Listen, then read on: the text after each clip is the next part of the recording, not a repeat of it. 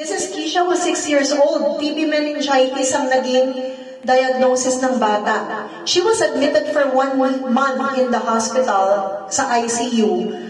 Unfortunately, when she was healed from the meningitis, sa dami ng gamot, antibiotic na isinaksak sa kanya, para na lang siyang naging kahoy na nanigas. No? Hindi nagigising yung bata, nakatubo. And with that case, and the complications, na si Ma'am Belly Beth po, ang naging channel of blessing. Nagpadala po siya ng isang bote ng tonic kay Keisha. Sabi niya, kung sakaling pang walang pag-asa, try natin. Wala na siguro mawawala. Tama ba? Kaya nung pinainom po kay Keisha, eto na siya.